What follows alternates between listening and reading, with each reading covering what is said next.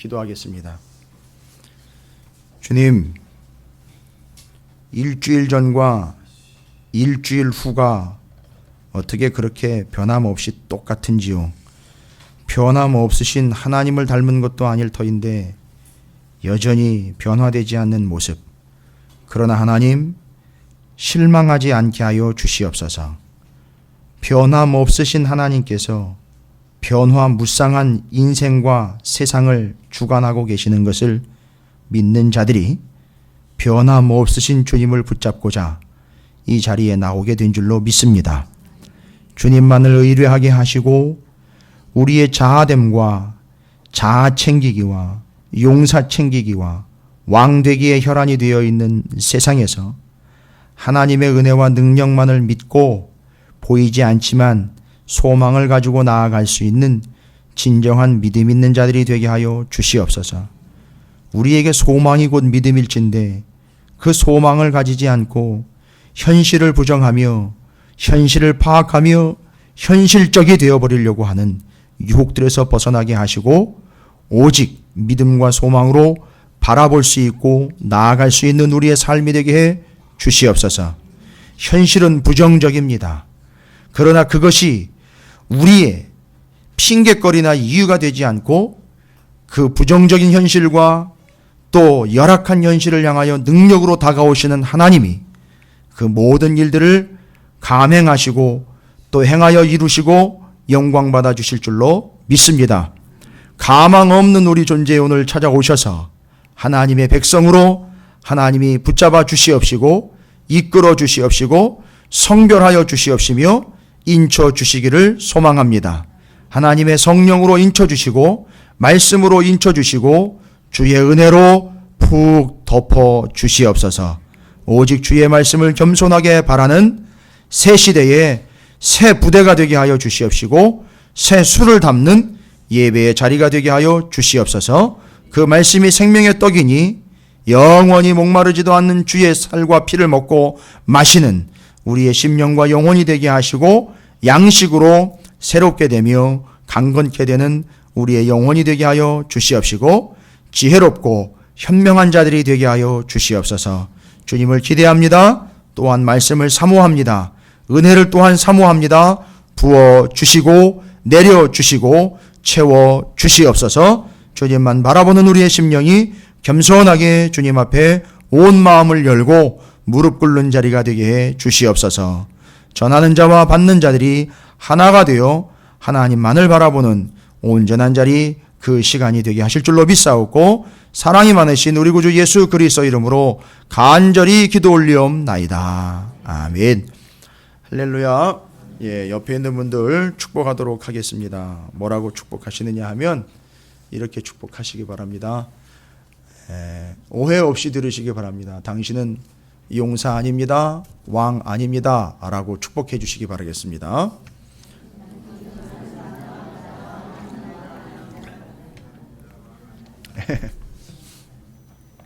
그 소리가 듣기 싫으십니까? 그게 인본주의입니다. 그걸 인본주의라고 그러는 거예요. 용사됨과 왕 되는 걸 내려놓기 싫은 그 마음, 그것이 인본주의라고 하는 겁니다. 인간 중심을 인본주의라고 그러는 것이 아니라 그 속에 있는 그 용사됨과 왕이 되려고 하는 그 근본을 버리지 못하는 것, 그게 인본주의입니다. 근데 하나님은 그거를 치십니다. 제가 실은 이 사사기 8장을 읽으면서 엄청 다운이 됐어요. 아주 낙담이 됐어요. 이게 사사기 8장이 사사시대 때 얘기가 아니라 오늘날 교회 얘기인 게 너무너무 마음이 아팠고요. 뭐 더 처참한 거는 찾으시는 교회 이야기이기 때문에 더 마음이 아팠어요. 근데 뭐 마음이 아프다고 주저앉아 있을 수는 없거든요. 그건 하나님의 뜻이기 때문에. 그래서 저도 제 용사됨과 제 왕의 갑질됨을 내려놓게 됩니다. 아, 그런 거로구나. 이렇게 또 하나님의 방법이 이런 걸로 또 하나님 말씀하시는 거구나 깨닫게 됩니다. 여러분, 이게 사사기 8장 어려운 얘기는 아닌데 반복되잖아요. 또 사사 기드온이 죽으니 저 맨 뒤에 가면요 무슨 짓을 합니까?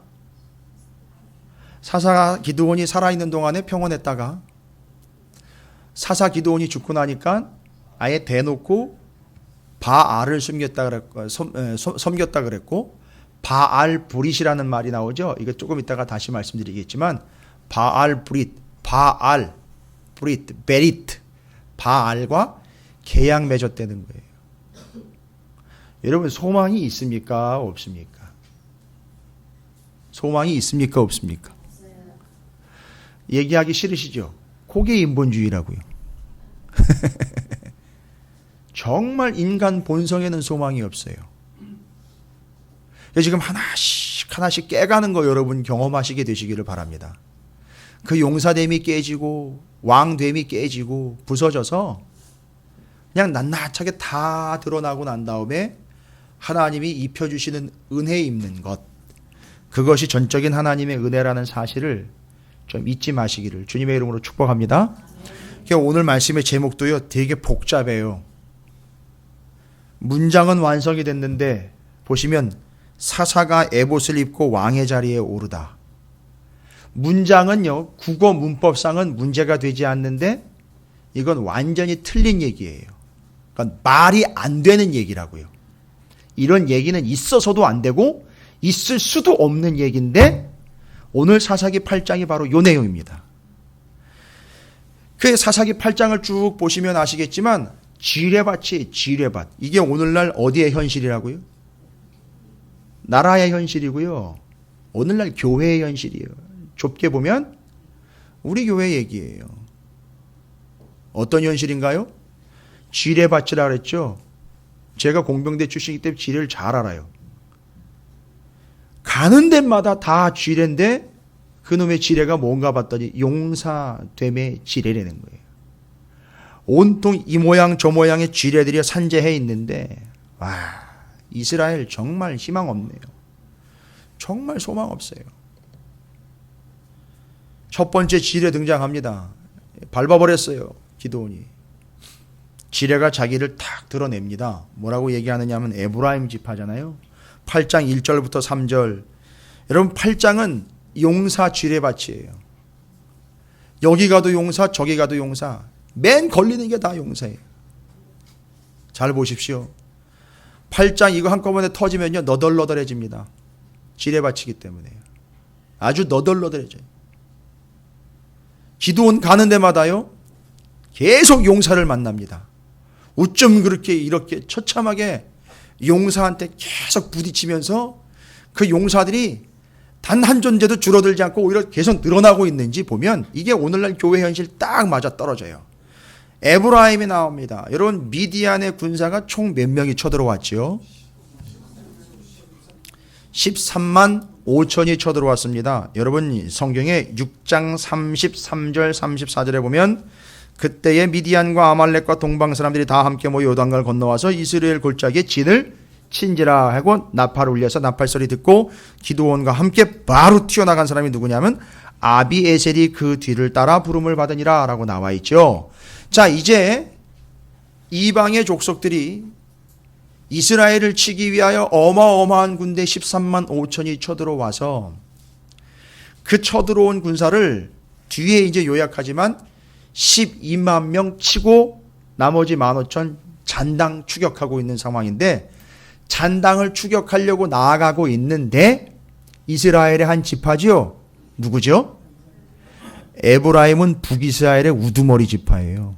근데 여러분 그 지파의 특징이 뭐죠? 에브라임 원래 12지파 안에 들어갈 처지가 아니었죠. 요셉의 그러려면 에브라임하고 므낫세예요. 에브라임하고 므낫세입니다. 원래는 에브라임하고 므낫세가 아들로 편입이 되는 바람에 누구의 아들이죠? 야곱의 아들로 편입이 되면서 원래는 요셉의 아들이었는데 야곱이 내 아들 삼켰다 해가지고 에브라임과 므낫세가 편성이 됐어요. 그러면 여러분 지파가 몇 지파가 돼버리죠? 13지파가 돼요. 근데요 창세기부터 요한계시록까지는 반드시 12지파라 해야 돼요. 제자도요 12 중에 마귀 새끼 하나 들어와 있었죠? 그거 빠지고 누가 들어오죠? 마띠아요. 제비 뽑아가지고 마띠아 집어넣어놓고 마띠아가 뭐 했다는 얘기 아무것도 없어요. 소개 안 되고 있어요. 그건 12를 맞춰야 되는 거죠? 여러분 이거 이해하시기 바랍니다. 그래서 12지파 12제자가 돼야 나중에 가면 새 예루살렘 내려왔을 때 12 곱하기 12 곱하기 1000 이렇게 해가지고 14만 4천 나오는 거예요. 1000은요 하나님의 숫자인 12 성부 성자 성령 3 해가지고 3번 곱하는 거예요. 10 11에서 12만 10천. 그래가지고 새 예루살렘성 내려오면 제가 왜 이야기 드리는지 아세요? 이따 오후 예배 때 제사장하고 새하늘과 새 땅 얘기 연결해서 설명드리려고 그래요. 오후 예배 때 아니다. 통성경학교 때. 그때 12,000 스타디온 얘기 나와요. 정육면체, 지성소 얘기 나올 거고 제사장 얘기 나올 거예요. 그때 연결이 돼야지 이게 이해가 되는 거예요. 자, 그래서 잠깐 설명드리는 거예요. 그래서 그 12,000이라는 숫자가 나오면서 정육면체에 12,000 곱하기 12에서 14만 4천이 나와요. 이건 나중에 이제 설명드리는 얘기인데 바로 12이 돼야 돼요. 그러면 의미상으로 보면 요셉인데 에브라임과 므낫세니까 에브라임이 장자로 편입이 됐잖아요. 그러면 실질적으로 보면 그 명분으로 에브라임은 들어간다고 하지만 누구는 절대 거기 들어가지 못하죠. 므낫세는 절대 못 들어가죠. 실제로 요한계시록에 가보면 므낫세가 들어가 있고 그 중에 한 지파가 빠져서 12지파 만들어버려요. 누군지 아십니까? 한 지파가 빠져요. 예? 13이 돼버렸죠? 이 중에 하나가 빠져요. 창세기에 나왔어요. 그 지파에 대해서 너는 동족의 발뒤꿈치를 무는 놈이다. 뱀과 같은 놈이다. 단 지파요. 단 빠지고 므낫세 들어간 거예요. 왜 므낫세가 들어갔죠? 하나님이 그 구원의 은혜를 거기다 넣으신 거예요. 외부인이었거든요. 12지파 안에 들어가지 않으면 외부인이라고요. 외부인이 들어갔다고요. 에베소서나 로마서에 보면 돌감람나무, 참감람나무 가지 꺾이고 돌감람나무 접붙임 받아서 구원. 그게 누구 얘기예요? 다시 한번 여쭤보겠습니다. 그게 누구 얘기예요? 지파로는요? 원래 들어가면 안 되는데 그렇죠. 므낫세 얘기고 제자 중에는 마띠아 얘기예요. 그게 누구 얘기라고요? 내 얘기란 말이에요. 죄송합니다. 찍소리 하지 마시고 그렇게 받은 은혜 감사하면서 사세요. 제가 왜 이 이야기 드리느냐 하면 기분 나쁘게 듣지 마세요. 이것도 인본주의예요. 또 왜 찍소리 하지 말라 그러냐고 내가 꽥소리라도 해야 되겠는데 에브라임 얘기를 제가 드립니다. 이거 심각한 족속들이에요. 이 족속들 에브라임. 그래서 편입이 됐는데 어쨌든 그렇게 해서 아버지 덕분에 편입이 돼가지고 12지파 안에 들어갔는데 이 에브라임이 북이스라엘의 우두머리가 돼요. 쟁쟁한 지파가 됩니다. 벌써 힘을 갖게 되니까 뭐가 나오기 시작해요? 용사가 나오기 시작하는. 용사 나오기 시작하면은요 이게 많아져요. 이게 많아집니다. 뭘 그렇게 말이 많은지. 딱 12만 치고 난 다음에 15,000 남아가지고 잔당 치러 가는 거거든요. 그런데 에브라임이 뭐라고 얘기를 합니까? 기드온 딱 붙잡아 놓고 아니 격려를 해줘도 시원찮을 판에 아유 너무너무 고생하시고 수고하시네요. 이거 큰일 치러내고 이제 나머지 잔당 치러낼 때 몸 조심 좀 하십시오. 뭐 이런 얘기 좀 해줘야 되는 거 아닙니까? 딱 붙잡아 놓고 에브라임이 뭐라고 얘기를 한다고요? 야 그런 일이 있으면 우리한테 미리 얘기를 해야 될 거 아니냐. 어? 왜 우리를 무시하는 거냐? 왜 나한텐 얘기도 안 하고 니네들끼리 그렇게 마음대로 처리를 해 먹어버리고 이제 와가지고선 우리한테 도움을 달라 그러면 우리가 해줄 것 같아? 근데 앞에서 이제 둘을 처치했어요. 군대 장관격을 둘을 처치하고는 분위기 딱 보니까 벌써 어떻게 된 거죠? 승세가? 분위기가 이스라엘이 이기는 쪽으로 가니까 이제 좀 떠들어 보자 이거거든요. 어려울 때는 정작 또 와가지고 뭘 도와줄까? 뭐가 부족해? 얼마나 부족해? 이렇게 얘기하고 나와야 되는 게 순서인데 조금 되어가는 듯 하니까 나중에 와가지고선 한다는 소리가, 야, 우리랑 상의를 해야 될 거 아니냐. 우리한테 얘기해야 될 거 아니냐. 우리한테 허락받아야 될 거 아니냐. 왜 얘기도 없이 니들 마음대로 그런 식으로 독단적으로 주도적으로 니들이 뭔데? 벌써 보세요. 에브라임은 벌써 자기네가 주도적인 지파라는 생각을 가지고 있는 거예요. 그 한다는 얘기가 와가지고 왜 상의도 없이 니들 멋대로 그렇게 일을 처리를 했느냐 이런 거예요. 여러분, 이게 오늘날 교회에서 제일 많이 들리는 소리예요. 목사님이 뭔데 목사님 마음대로입니까? 아니 장로님들이 뭔데 장로님들끼리고요.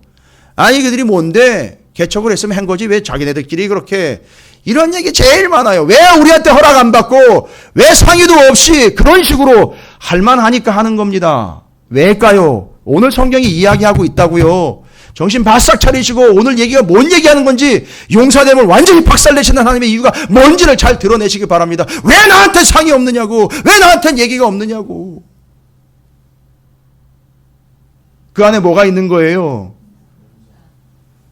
대답 안 하시는 분들은 솔직히 좀 그러신 것 같아요. 그죠? 마음 가운데. 그렇지 않습니까? 아니 솔직하세요. 저 목숨 내놓고 설교합니다. 예.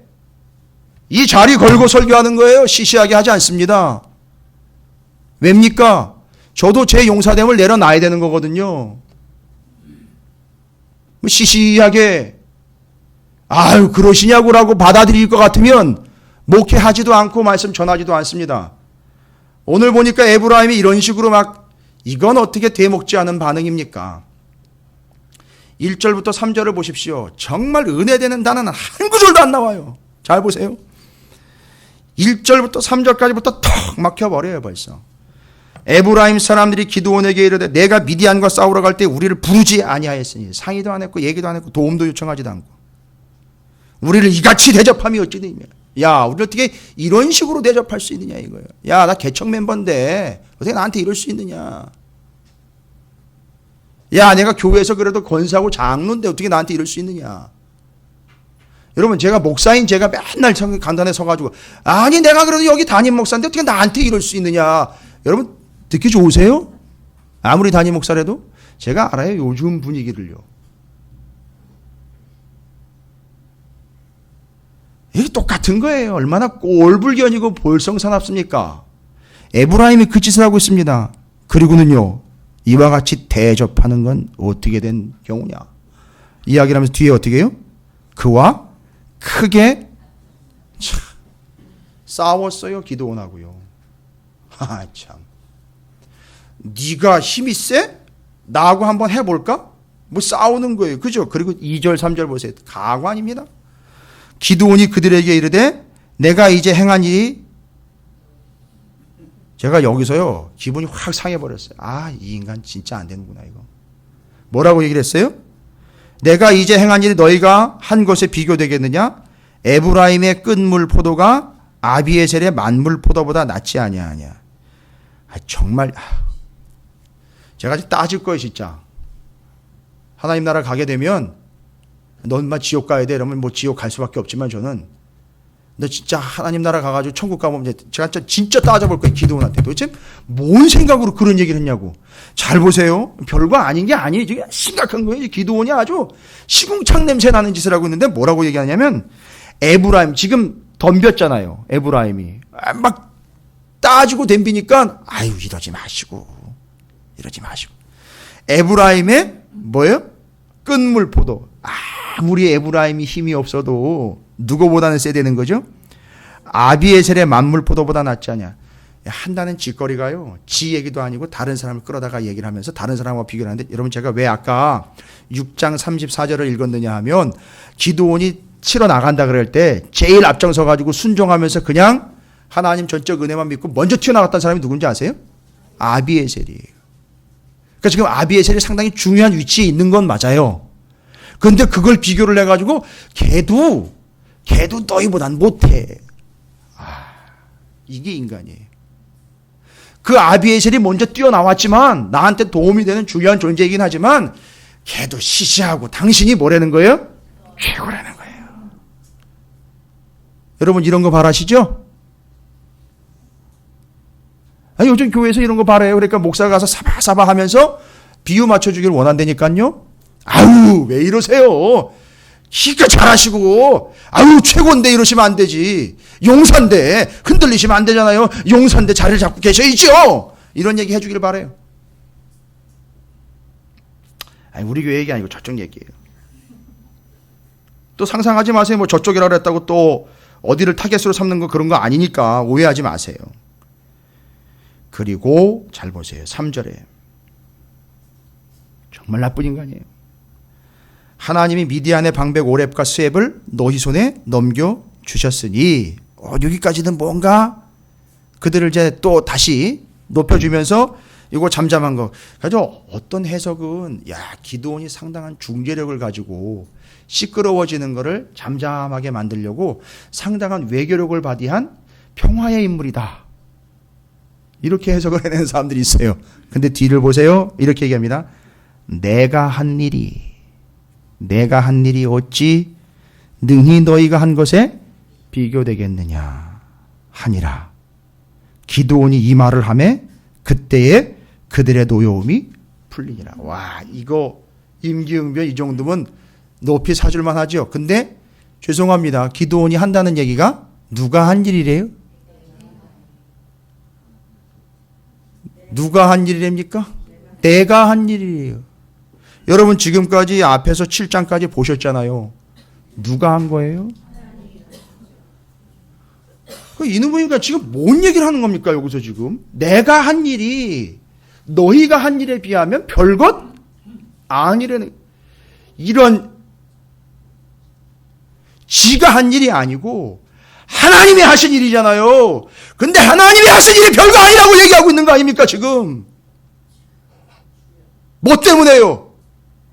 어떻게 나한테 이런 대우를 할 수 있느냐고 달겨드는 말 같지도 않은 존재들한테 하나님이 하신 일을 별일 아니라고 이야기를 하고 있는 거예요. 별일 아니라고. 그게 그렇게 무서운 겁니까? 그렇게 우리를 이렇게 대우하냐고 덤비는 게 그렇게 무서운 겁니까? 거기다 대고 하나님이 하신 일이 지가 한 일이라고 이야기한 것뿐만 아니라 별일 아니라고까지 이야기를 해요. 그렇죠. 지가 한 일은 아무것도 없으니까요. 여기서 정확하게 대답을 해줬어야죠. 뭐라고요? 정말 내가 한 거라고는 깨라, 가라 이 얘기했는데 항아리 깨고 횃불 들고 나간 것 그것밖에 없는데 이런 일이 발생이 됐다고요. 나도 어떻게 된 건지 잘 모르겠어요. 내가 한 게 없다고요. 진짜로. 그거 나한테 와가지고 이런 얘기 하지 말라고요. 이건 하나님이 하신 일이지 내가 한 게 아니라고. 당신들이 한 것도 아니고 내가 한 것도 아니라고. 왜 나를 가지고 그렇게 못살게 구느냐고. 이건 하나님이 하신 일인데 왜 거기에 숟가락 얹으려고 덤벼듭니까? 그렇게 얘기해 줘야 될 거 아닙니까? 한 게 없잖아요. 기드온이 진짜로 300이 뭘 한 게 있습니까? 하나님이 다 하셨잖아요. 여러분 이게 믿기십니까? 우리 교회 개척이요. 개척하면서 어마어마한 일들이 목격이 됐어요. 뭐 돈 문제요? 돈 때문에요? 돈 1억 5천 때문에요? 그것 때문에 어마어마한 일이 된 겁니까? 아니요. 아직도 누가 한지 몰라요. 왜 안 알려주시는 걸까요? 그건 누가 한 게 아니에요. 누가 한 겁니까? 하나님이 하신 거예요. 그게 믿겨지시기 바랍니다. 전 그걸 믿어요. 앞으로 하나님은 그런 식으로 일을 하실 거예요. 왜요? 우리 가운데 어느 누구도 그거 가지고선 또 그걸 가지고선 빌미를 잡아가지고선 왜 이렇게 했냐는 등 저렇게 했냐는 등 왜 상의가 없는 데는 그거 꺾으실 거예요. 하나님이. 제가 그게 걱정인 거예요. 다른 게 걱정이 아니라. 제가 이 자리가 위태위태 있는 게 걱정이 아니라 그게 걱정이라고요. 그 용사들이 또 불뚝불뚝 뛰어나와가지고 말도 안 되는 용사질을 할까봐 그게 걱정인 겁니다. 왜요? 여기 다 기록이 되어 있어요. 뒤에 보면 계속 용사가 나와요. 이제 내년이면 우리가 횟수로는 3년째 들어가고요. 개척교회로 이제 본 궤도에 올라갑니다. 그러면 올해 예산을 근거로 해서 내년도 부서 세워질 거고 정기적인 회의를 통해서 여러분과 함께 나누는 시간들을 가질 거예요. 그런데 벌써 그때가 되기 전에 에브라임 지파 나오기 시작하면 끝난 겁니다, 여러분. 순차적으로 갈 거예요. 하나님이 하셨다라는 걸 고백하는 사람들을 통해서 하나님이 계속 일을 하실 줄로 믿습니다. 이건 저나 여러분을 통해서 하나님이 분명하게 하실 일이에요.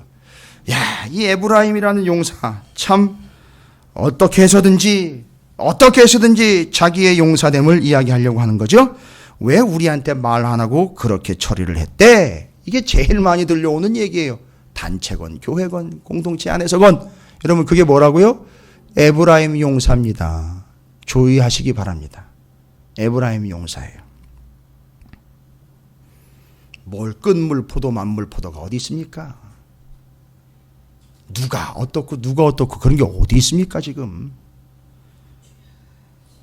제가 교회마다 목사님들 요즘에 연말에 만나면 아주 골머리를 썩는데요. 임원 세우는 문제서부터 예산 때문에 아주 골머리를 썩는데 쉽지 않겠구나 싶더라고요. 왜일까요?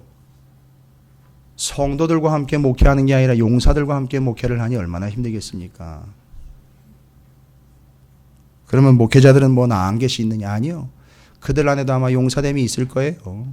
그런 거 꺾으라고 그런 용사들 앞에 또 세우시는 걸 거예요.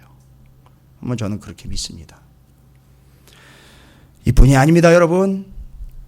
여러분 비관하시라고 말씀드리는 게 아니에요. 이 이야기가 기록된 목적을 제가 얘기하려고 하는 거예요. 이제 두 번째는요. 또 다른 용사들이 나오죠.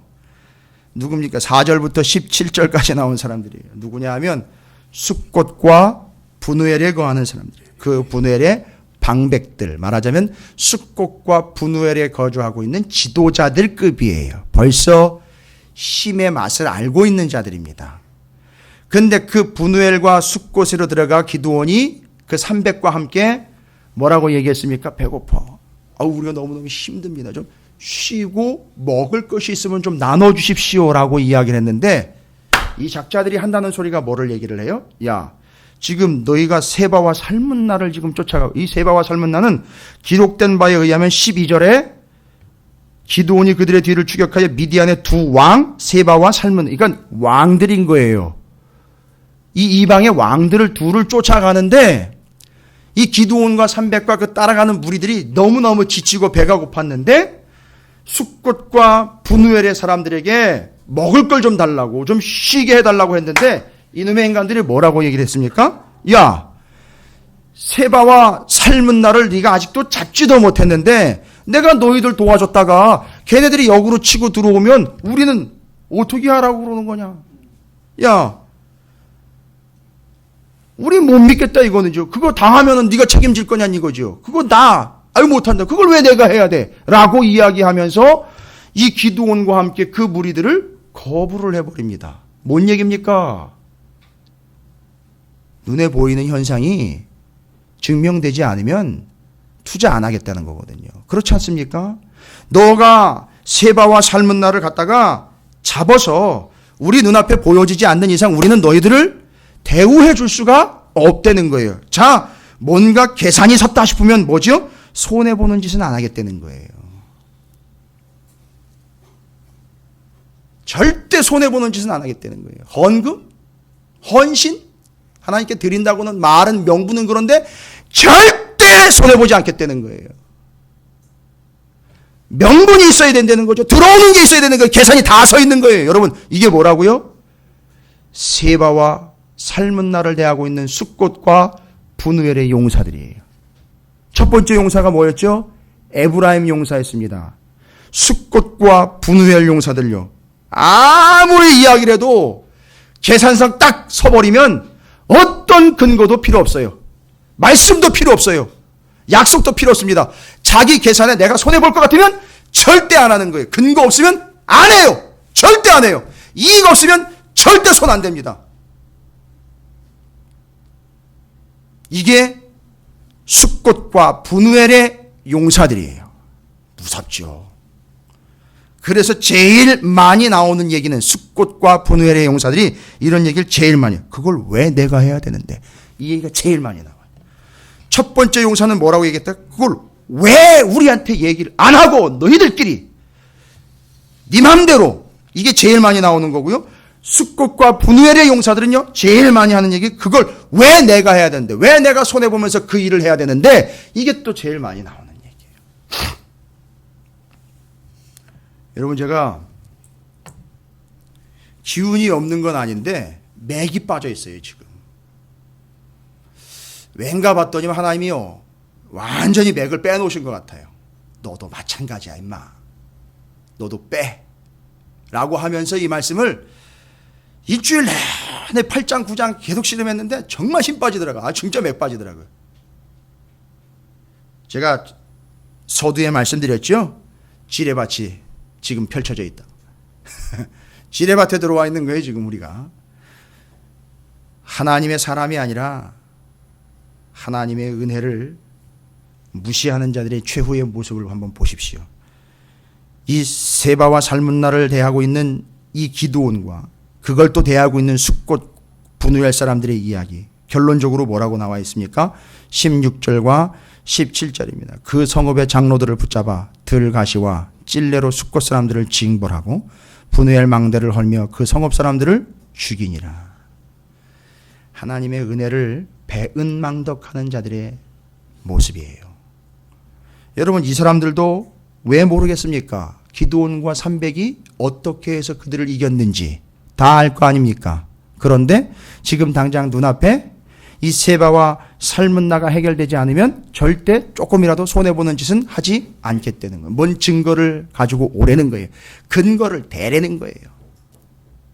이건 마치 예수 믿고 구원받으십시오라고 이야기하면 내가 예수를 믿으면 어떤 좋은 일이 있는지 근거를 대달라고, 그러면 내가 믿겠노라고 이야기하는 거나 똑같은 거 아닙니까? 그렇죠? 바로 그거예요. 이게 바로 그 숫꽃과 분우엘 용사들의 반응입니다.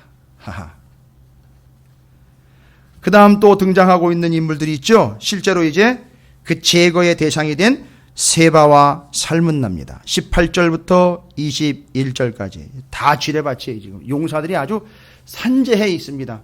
딱 버티고 서 있어요. 그 세바와 살문나는요, 용사인데 잡혔어요. 왕인데 잡혔어요. 그죠? 결국 기드온한테 잡혔습니다. 잡혀가지고 한다는 이야기가 주고받는 내용들을 쭉 보면 18절에 이에 그가 세바와 살문나에게 말하되 너희가 다볼에서 죽인 자들은 어떠한 사람들이더냐 하니 대답하되 그들이 너와 같아서 하나같이 왕자들의 모습과 같더라 하니라. 이게 뭔 얘기일까요? 너처럼 다 하나같이 뭐가 같다는 거죠? 왕자와 같다라는 거죠. 이거는요, 역으로 보셔야 돼요. 그들이 다 뭐처럼 보였다? 왕자처럼 보였다. 그러니까 누가 있다는 얘기죠? 왕이 있다는 얘기죠. 다 뭐 되려고 혈안이 되어 있다는 거죠. 왕 되려고 혈안되어 있다는 거고, 이 얘기를 듣고 있다가 기드온이 너처럼 왕자와 같았다니까 기드온이 지금, 예 맞습니다, 분위기상 지가 뭐 되려고 지금 계속하고 있는 거예요. 영향이 지금 온 지역에 퍼져 있는 거죠. 왕 되려고 하는 거에 대한 영향력이 미쳐져 있는 거예요. 그리고 또 세바와 살문나는요, 지가 죽인 백성이 시시한 시골의 농부라든지 돈 없는 사람들, 능력 없는 사람들 죽였다라면 야, 뭐 왕이 그런 사람들을 죽이고 이렇게 죽였다고 버젓이 살아있느냐, 이 얘기 들으면은요 폼 안 난다는 거거든요. 내가 죽인 게 다 왕들이야.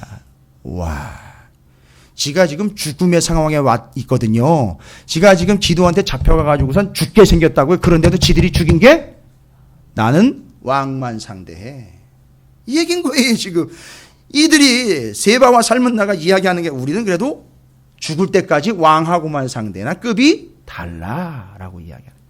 그리고 기드온이 이 세바와 살문나를 죽이기 위해서 그의 맏아들 20절에 보면요, 여델에게 이르되 일어나 그들을 죽여라 하였으나 그 소년이 그의 칼을 빼지 못하였으니 이는 아직 어려서 두려워함이었더라.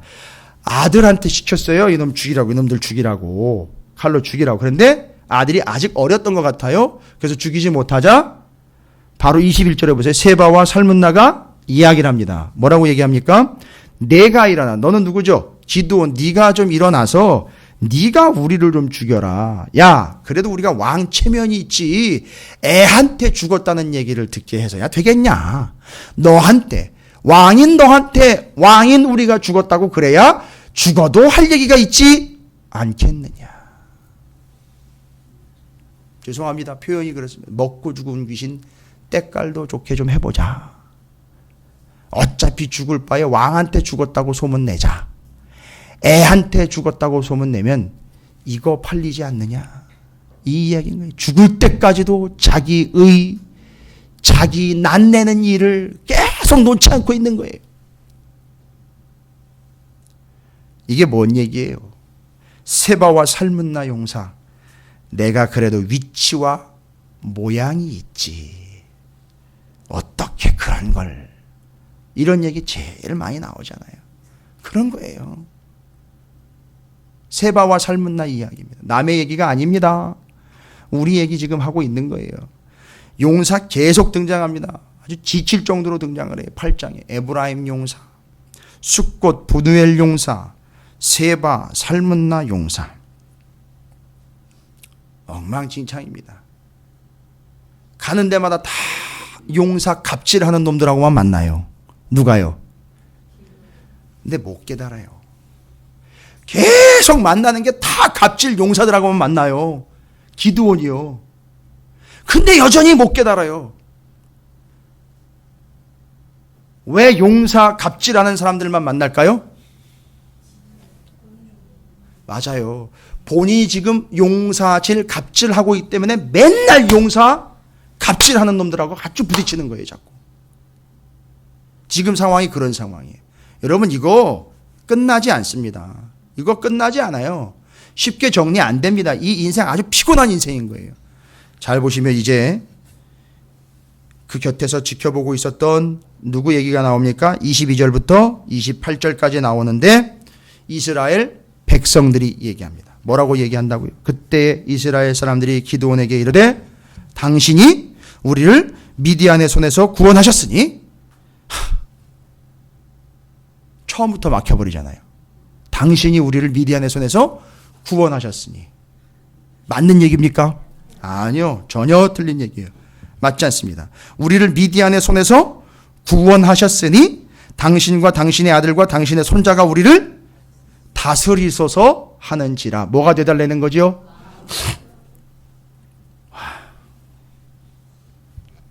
이제 본격적인 이들의 패역함과 아주 총체적인 부패성이 드러납니다. 이스라엘 백성의 총체적인 부패성이. 제가 자격지심에서 얘기하는 건 아닙니다. 이게 목사와 성도들이 모이면요 무슨 일이 발생이 되느냐 하면 작은 교회 개척교회 목사 얘기는 듣지도 않아요. 저 큰 교회 목사님들 얘기 듣지. 유명한 목사님들 얘기 듣죠. 여러분 그건 존경심이 아니에요. 제가 봤을 때는 물론 아닐 수도 있지만 죄송합니다. 그건 용사 챙기는 거예요. 계속. 교회도 그렇다니까요. 실제로 그렇다니까. 여러분 교회 안에서도 그렇잖아요. 보시면. 그죠? 바로 이 에브라임, 숫꽃, 부두엘, 세바, 살문나 용사들이 아주 산재해 있습니다.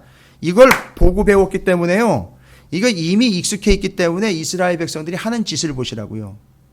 뭘 세우려고 한다고요? 지는 용사 되기가 쉽지 않으니까 대신 용사를 세워서 그 용사의 덕을 좀 보자는 얘기거든요. 그래서 누구를 왕으로 세우느냐 하면 기드온을 지금 왕으로 세워놓고 있습니다. 뭔 얘기입니까? 이건 눈에 보이는 왕을 세워놓고 그로부터 이익을 얻어내려고 하는 이 사악한 본성이 드러나고 있는 거예요. 그러니까 용사를 세워놓고 용사 덕을 좀 보자는 얘기인 거예요. 이스라엘 백성들이 정말 믿음으로 사사인 기드온을 생각해서 그를 존경해서 얘기하는 게 아니라고요. 뒤에 나오잖아요. 사사가 죽고 난 다음에요. 어떤 일이 발생됐습니까? 죽고 난 다음에 바알로 돌아갔다고요. 바알과 언약을 맺었다고요. 그리고 그 집안을요. 기드온의 집안을 대우하지도 않았다 그랬어요. 존경해서 세웠다 그러면 그런 일이 있을 수 없지요. 왕의 가문이면 그렇게 대하면 안 되죠. 한 번 왕이면 영원한 왕인데요. 끝까지 갔어야 돼. 아니라는 거예요. 이거 넘어가지 말라는 거죠. 이거 세워놓고 흔들었다가 넘어가면 또 옛날로 돌아가 버리는 거란 말이죠. 용사 챙기는 자들이 아주 기발한 아이디어면서 영원히 바뀌지 않는 더러운 습성. 눈에 보이는 것만 추구하는 거예요. 눈에 보이지 않는 것들은 못 믿겠다는 거예요. 그래서 왕으로 세워놓고 그거 따라가겠다는 얘기입니다. 이게 용사됨의 아주 폐역한 가장 전형적인 모습이에요. 그래서 네가 얘기해. 네가 나가야지. 그래도 네가 얘기를 해야지. 너가 그래도 자격이 돼 하면서 밀어내는 거예요. 계속. 여러분 조심하십시오. 그렇게 밀려다가 떨어져요. 그냥 나중엔. 아무도 잡아주지 않아요. 그러니까 당신이 왕이 되려는 얘기예요. 근데 기드온이요. 여러분 오해하시면 안 됩니다. 23절이죠.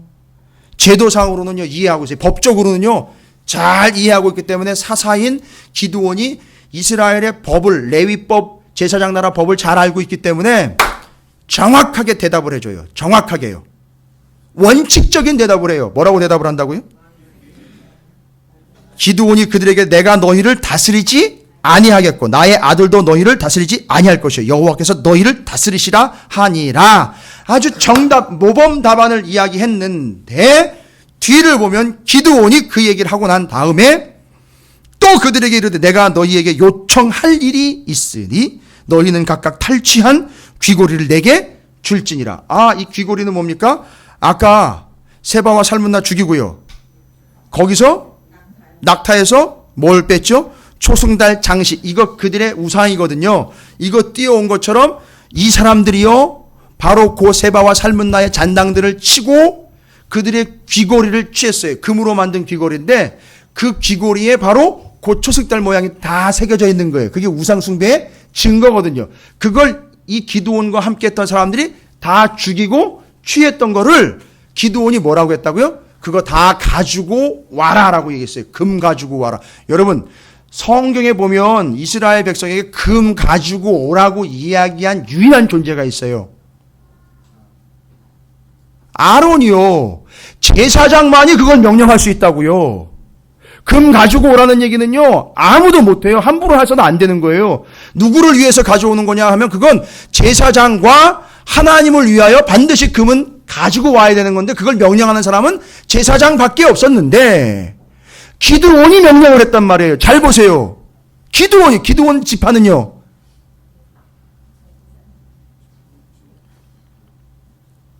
기드온이요. 지파 중에 가장 작습니다. 베냐민. 저 앞에 나와 있잖아요. 그죠? 바로 그 지파니까 그 인간은 제사장이 될 수가 없어요. 제사장은 어디서 나옵니까? 레위 지파에서 나오는 거거든요. 지금 뭔가 어긋나도 한참 막 어긋나가고 있는 거 여러분 느껴지십니까? 지금 말이 안 되는 일이 막 벌어지고 있는 거예요. 거기다가 이 모양새를 보니까 가져다가 금 고리를 가지고 가져다가 뭘 만들어 버렸죠? 뭘 만들었습니까? 에봇을 만들었어요. 에봇은 뭔지 아시죠? 제사장이 흉패 안에다가 받쳐 있는 겉옷이에요. 그러니까 에봇 입고 그 위에 흉패를 거는 거예요. 어깨띠 해가지고 그걸 거는 건데 그 에봇을 만들어서 그 에봇을 자기가 서는 성에다가 보관을 했어요. 금으로 만든 에봇을. 여러분 이 에봇은 일반 백성의 집이나 일반 백성이 거주하는 공간에는 볼 수가 없는 거예요. 어디 가야 볼 수 있죠? 성전에 가야지만 볼 수 있는 거예요. 왜요? 제사장들이 입는 옷이니까. 대제사장이 또 입는 옷이기도 하고요. 그러니까 이건 일반 백성들이 볼 수 있는 게 아니란 말이에요. 그런데 잘 보세요. 기드온한테 와가지고 뭐가 되어달라 그랬다고요? 왕이 되어달라 그래. 그럴 수 없습니다. 라고 이야기하고는 바로 그 이야기를 듣자마자 뭘 만들어 버립니까? 에봇 만들었다는 얘기는 자기가 지금 제사장 역할을 하려고 하는 거지요. 근데 위치나 신분상은 절대 제사장이 될 수 없지요. 근데 왕은 안 되겠습니다라고 이야기하는데 제사장이 되려고 합니다. 보세요. 왕도, 선지자도, 제사장도 다 하나님이 어떻게 하세요? 기름을 부어서 세우는 거죠. 그런데 선지자나 왕은 누가 기름을 부어요? 제사장이요. 제사장이요. 그러니까 제사장이 먼저 되면 자기가 왕 되는 것이 순서대로 진행이 될 수 있으니까. 이게 보이세요? 아주 교묘합니다. 이게 인간이라고요. 먼저 그렇게 해놓고 뒤에 가서 그 뒷 영광을 챙기는 것. 이게 지금 기드온이 그 자리에서 백성들이 왕이 되어달라고 이야기할 때 거부를 한 이유가 있어요. 백성들이 왕을 세우는 게 아니에요. 하나님이 세워서 제사장이 기름을 부어야 왕이 되는 거거든요. 그걸 잘 알고 있으니까 어차피 백성들이 왕으로 세워놓으면 나중에 무슨 일이 있을까요? 백성들이 와 하면 물러가야 돼요. 뭔 얘기인지 감이 잡히십니까? 백성들 얘기 듣고 백성들이 하자는 대로 와 했다가 나중에 우 하면 어떻게 해야 돼요? 내려와야 된다고요. 그러니까 교회에서 목사님들이 당하는 이유가 뭔지 아십니까? 아무리 좋은 얘기도 교회 성도들이 그냥 오 하십시오 이렇게 했는데 나중에 보니까 그거 왜 그렇게 하셨어요? 빼도 박도 못하게 당하는 거예요, 여러분. 그건 목사가 정신 못 차린 거예요. 아니 이건 신뢰의 문제가 아니라 정도라고요. 정도. 바르게 걸어야 될 길이란 말이에요. 자, 이게 기드온입니다, 지금. 그러니까 지금도 여전히 이스라엘 백성들은 무엇을 원하고 있을 뿐만 아니라 왕을 원하고 있을 뿐만 아니라 기드온 자체도 여러분이 아직도 기드온에 대한 좀 미련을 가지고 계신 것 같아서 제가 그 기드온에 대해서 깨드리겠습니다. 29절을 한번 보십시오. 29절 요아스의 아들 여룻바알. 여룻바알은 누군지 아시죠? 기드온의 이름입니다. 바알과 다투었다 해서 그때 그 왜 저녁에 몰래 가가지고 바알 신상 깨뜨리고 부셔서 그때 얻은 별명이잖아요. 자기 집에 거주하는 기드온이 뭐가 많아요? 아내가 많았는데요. 아내가 얼마나 많았는지 모르겠어요. 거기서 나온 딸 말고 아들만 세상에. 그러니까 지금 아니 아들이 70명 나오려면 적어도 부인이 와이프가 몇 명이 나와야 될까요? 역사적으로 기록을 보면 적어도 20명 이상은 나와야 돼요. 그죠? 그러니까 지금 기드온 자체가 지금 여기까지 오면서 그 전쟁에서 이긴 거를 빌미로 해서 지금 자기가 뭘 확보해낸 거죠? 왕의 자리를 그러니까 왕이 대표적으로 저지르는 일들 중에 뭐냐 하면 부인, 말, 아시잖아요. 그죠? 병거. 이거예요. 두 개입니다. 재산 챙기는 거. 그래서 결혼해서 상대방의 것을 내 걸로 땡기는 행위가 바로 이 결혼이에요. 그래서 솔로몬 같은 경우는 처하고 첩을 합쳐서 1000명. 의자왕은요? 가만히 의자에 앉아가지고 3000명을 부렸어요. 그러니까 3000명인데 3000명 중에 만나보지도 못한 여자가 하루 수두룩하고요. 솔로몬도 1000명 중에 얼굴도 못 본 여자가 수두룩하다는 얘기예요. 이게 대표적으로 뭐가 됐을 때 하는 짓이고요. 왕이 됐을 때 하는 짓이란 말이에요. 그 다음에 말을 많이 두지 말라 그랬잖아요. 솔로몬한테. 근데 솔로몬이 어떻게 했어요? 나중에 보니까 수입까지 했단 말이에요. 애굽에서 말을 수입까지 한단 말이에요. 이 왕들이요. 그러니까 이게 하지 말라는 거 신명기에 분명히 나와 있잖아요. 신명기에 분명히 나와 있는데 하지 말라는 걸 하고 있는 중이니까 지금 기드온은 자기가 뭐가 되려고 안달이 돼 있다는 게 증명이 됐죠. 왕이요. 한 가지 더 말씀드릴게요. 이건 빼도 박도 못돼요. 그리고 세겜에 있는 그의 첩이 아들을 낳았는데 그 아들을 이름하여 요게 또 화근이에요. 요 아비멜렉이 뒤에 보면 이제 이어집니다. 이놈의 인간이 아비멜렉이요. 그 70명 있잖아요. 아들 70명을 싹 다 죽여버려요. 자, 그건 뒤에 있는 얘기고 아비멜렉이라는 이 이름의 뜻이 뭔가요? 아주 쉬워요, 진짜로. 그 아비가 멜렉, 히브리어로 멜렉가 왕이라는 얘기예요. 그 아비가 왕이다라는 뜻이에요. 이 아비가 누군데요? 이쯤 되면 아비가 누구예요? 기드온이죠. 그러니까 그 아비멜렉이라는 말의 뜻은 우리 아버지가 왕입니다. 이거 누가 지어준 거예요? 기드온이 지금. 그러니까 기드온은 내가 왕이로소이다 이런 얘기인 거예요. 드러났죠? 지가 왕인 게 드러난 거예요. 그런데 그걸 명분화시켜야 되니까 어떻게 했다고요?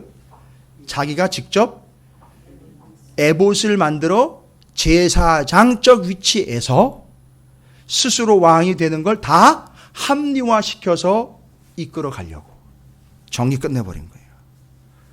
와, 이게 빼도 박도 못하고 여기 가도 만나고 저기 가도 만나는 용사들의 본질 모습이에요. 여러분 왜 이럴까요? 아니 심지어 교회에서도 이런 일들이 계속 일어난다고 하고 있는데 도대체 왜 이럴까? 그럼 교회 없어져야 되는 겁니까? 아니 믿는다 하면서도 계속 이런 짓들을 해요. 믿는다는 자들이 예수를 영접했다 하는 이들이 계속 이런 짓을 계속해서 감행을 하고 있단 말이에요. 도대체 어떻게 해석해야 어떻게 받아들여야 될까요, 여러분? 8장이요. 기드온 죽으면서 해피엔딩이 아니라 아주 박살이 나버렸어요. 끝나버렸어요. 기드온 끝나면서 기드온이 죽으면서 에브라임 뭐 뒤에 숫곳 분우엘 세바 살문나 이스라엘 백성들 기드온까지 다 박살났잖아요. 지금 다 엉망인 거잖아요. 그죠? 다 뭐 되려고 하고 있다고요? 왕 되고 그들 안에 용사가 버젓이 자리 잡고 있는데 이게 어떻게 되느냐, 이거 어떻게 해석을 해야 됩니까? 여러분 사사기 지금 8장까지 왔어요. 여러분 이제 정리하실 법해요. 정리 가능합니다. 우리가 함께 정리를 해보자고요. 도대체가 어디에도 희망이 없습니다. 다 뭐 되려고 한다고요? 용사 되고 왕 되려고 하고 있단 말이에요. 그래서 이득이 안 되면 안 해요, 여러분. 눈에 안 보이면 안 믿는다고요. 그리고 왜 나한테 상의 안 했냐고 자기가 왕 되려고 하고 자기가 위치를 자꾸 확보하려고 해요. 내가 그래도 지금까지 해온 보험이 있지. 내가 어떻게 이렇게 어렵고 힘든 일들을 하고 내가 어떻게 이렇게 눈에 보이지도 않는 이런 어려운 일들을 합니까? 증거가 없는데 내지는 낯도 안 나는 건데 내가 그런 걸 왜 합니까? 이렇게 또 뒤처지는 거. 그리고 누군가는 나를 좀 왕으로 좀 만들어줬으면 좋겠다라고 계속 내 속에 용사됨이 계속 나와요. 그리고 음흉하게 에봇을 만들어가지고 그걸 사람들이 그걸 음흉하게 섬기게 또 만들어버려요. 그러면 그걸 섬기면 누굴 섬기는 게 돼버리니까 나를 섬기는 게 돼버리니까 나를 인정해주는 게 되니까 맨날 인정받아야 되고요.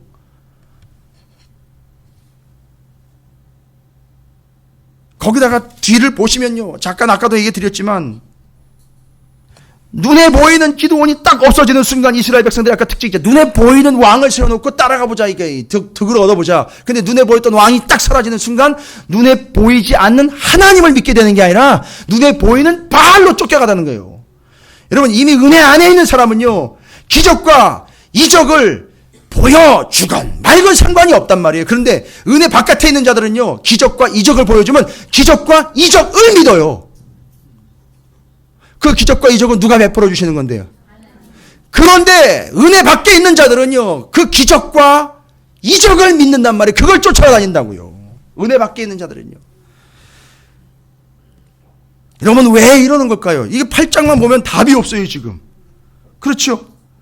뒤에다 또 여룻바알이라는 기드온이 이스라엘에 베푼 모든 은혜를 따라 그의 집을 후대하지도 아니하였다. 끝나버린 거예요. 8장 보면 정신없이 그냥 다 박살나고 다 소망 없고 다 희망 없다고 그냥 다 정리가 끝나버렸어요. 여러분 왜 이러는 걸까요? 이거 8장만 보면 여기서는 은혜거리가 없잖아요. 그죠? 다 용사만 되려고 나대고 있는데 이거 어떻게 해석을 해야 됩니까? 여러분 이미 답은 알고 계셔요. 이들 여기 기록된 심지어 기드온도 아니라는 거잖아요. 그리고 누가 하시는 거죠? 하나님이 한다는 걸 정리하는 거 아니에요. 그들에게 근거가 있는 게 아니라 오직 하나님에게만 근거가 있고 하나님만이 용사고 하나님만이 구원자이고 하나님만이 왕이시고 하나님만이 능력이고 하나님만이 은혜이고 하나님만이 진정한 우리의 소망이다라는 걸 지금 이 개념들을 통해서 싹 정리를 했잖아요.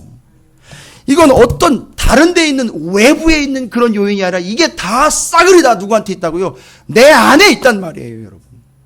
그래서 그걸 부수고 누구인 것을 고백하게 하시기 위하여 하나님 한 분만이라는 걸 고백하게 하기 위하여 이것이 여기 기록되어 있고 기드온도 누구의 은혜를 받아야 되는 거죠? 하나님의 은혜를 받아야 되고 구원받아야 되는 존재라는 게 이제 다 드러나는 거예요. 그러니까 어느 누구도 용사와 갑질로 자기의 위치를 점령하거나 확보할 수 있는 존재는 단 한 사람도 없고 다 그 밑으로 내려가 하나님의 은혜를 겸손하게 받아야 되는 용사됨이 박살나고 하나님의 은혜만이 필요하다라는 고백과 탄식의 저절로 나오면서 하나님 앞에 천부여 의지없어서 손들고 옵니다가 되어야 진정한 하나님의 백성, 용사됨 빼앗겨버리고 왕됨 빼앗겨버리고 갑질 빼앗겨버리고 전적 은혜로만 하나님 앞에 나오게 된다는 사실이죠. 그러니까 답이 없는 거예요. 여기는 답은 오직 이 혼돈과 이 엉망진창, 이 배은망덕 속에서 답은 딱 하나라는 것만 다 나와버리잖아요. 하나님, 우리 구주 예수 그리스도 하나님 한 분만이 답이다라는 게 탁 나와버리는 거잖아요. 할렐루야. 오늘 본문이 그렇게 정리가 되며 여러분 이제 9장의 아비멜렉 이야기와 함께 오후 예배 때 그 나무들 이야기가 이제 또 재미있게 또 나와요. 다 정리가 됩니다. 여러분 기억하십시오. 우리 안에 그 용사됨에 그 처절한 모습들, 그 비참한 모습들이 여지없이 다 드러났습니다. 누구를 통해서죠? 에브라임을 통해서요. 또는요, 숫꽃과 분우회를 통해서요. 세바와 삶은 날을 통해서요. 또 이스라엘 백성들을 통해서, 기드온 자신을 통해서 다 드러났습니다. 자, 그들 다 아니다라는 얘기죠. 오직 하나님이죠.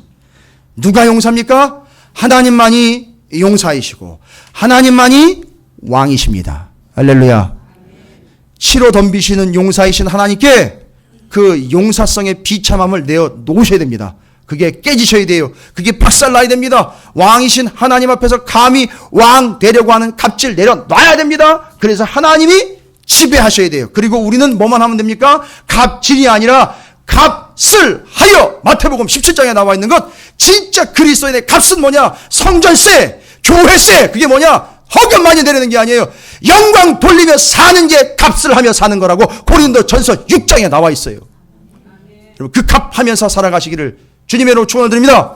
결론됩니다. 여러분 6장 34절 보십시오. 여호와의 영이 기드온에게 임하시니, 할렐루야. 그랬었습니다. 여호와의 영이 기드온에게 임하시니, 여러분 영이 임했다라는 이야기는 뭐냐 하면 이제 정리하는 거예요. 하나님의 영이 임했다는 얘기는 하나님을 옷 입었다는 얘기예요. 성령을 옷 입었다는 얘기입니다. 이걸 입어야 되는데 뭘 입으려고 지금 덤빈 겁니까? 에봇을 입을 덤빈 거예요. 에봇을 입고 덤비려는 거예요. 그러니까 이게 그 화려한 금덩어리에 그 에봇 벗고 뭘 입어야 되는 거죠? 하나님의 은혜를 입어 하나님께 나아가야 한다라는 사실 잊지 마십시오. 이스라엘 백성들의 절기 중에 대속죄일의 절기에는요, 대제사장은요, 모든 옷을 다 벗고 하나님께 들어가요.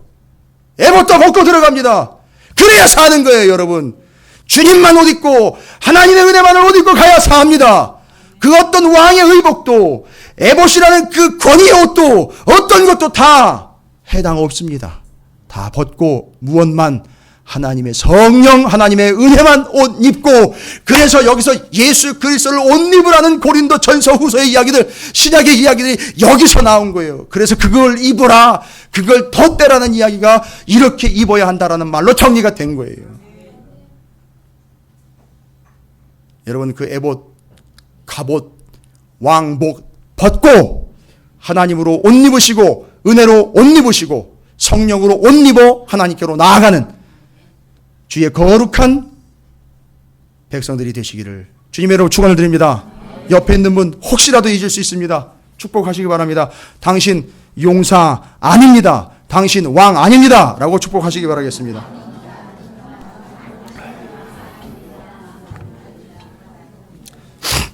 한 번 더 축복합니다. 에봇 벗고 성령 옷 입으십시오. 은혜 입으십시오. 말씀 입으십시오. 그렇게 될 줄로 믿습니다.